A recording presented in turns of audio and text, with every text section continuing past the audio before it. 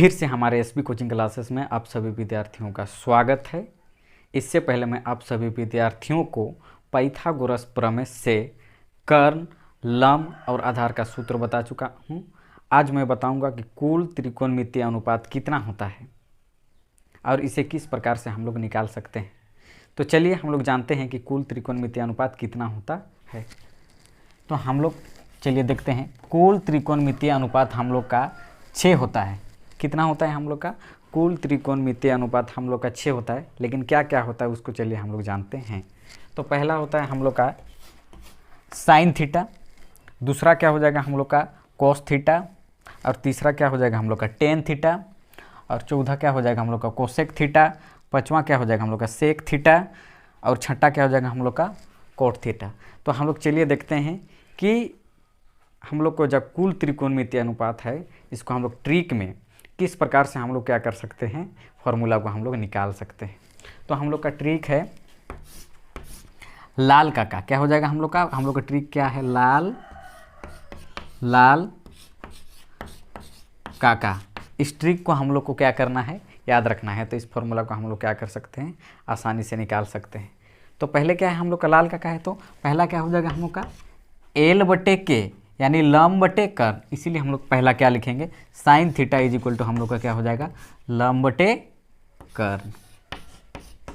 इसका ठीक विपरीत हम लोग का क्या हो जाता है, साइन थीटा का उल्टा हम लोग का क्या हो जाता है कोसेक थीटा। तो sine theta is equal to हम लोग का लंब बटे कर्ण है, तो cosec theta is equal to क्या हो जाएगा हम लोग का कर्ण बटे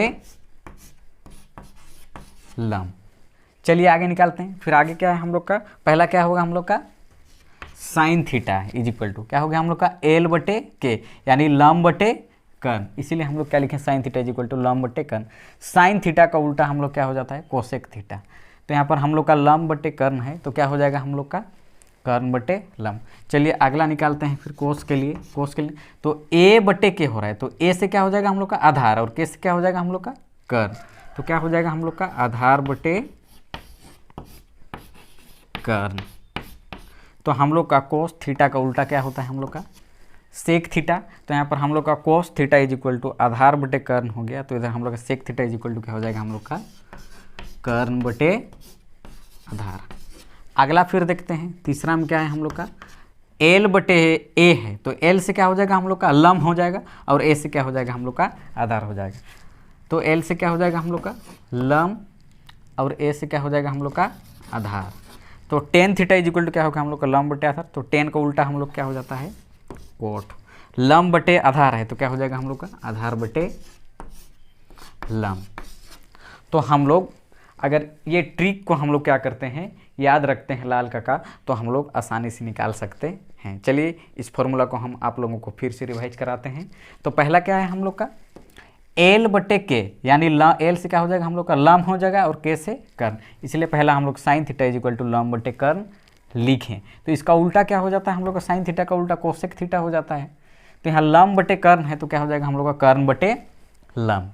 चलिए दूसरा रिवाइज कराते हैं। दूसरा क्या है हम लोग का कोस थीटा है, तो कोस से दूसरा के लिए लेंगे तो ए बटे के हो जाएगा। तो ए से क्या होगा हम लोग का आधार होगा, और के से कर्ण। इसलिए cos theta is equal to आधार बटे कर्ण। तो हम लोग को कोस थीटा का उल्टा क्या हो जाता है हम लोग का सेक थीटा हो जाता है। तो यहाँ पर cos theta is equal to आधार बटे कर्ण है, तो क्या हो जाएगा हम लोग का कर्ण बटे आधार। इसी प्रकार से फिर तीसरा देखते हैं। तीसरा में क्या है हम लोग का एल बटे ए है, एल से क्या हो जाएगा हम लोग का लंब हो जाएगा, और ए से क्या हो जाएगा हम लोग का आधार। इसलिए tan theta is equal to लंब बटे आधार। तो हम लोग का टेन का उल्टा क्या हो जाता है हम लोग का कोट थीटा होता है।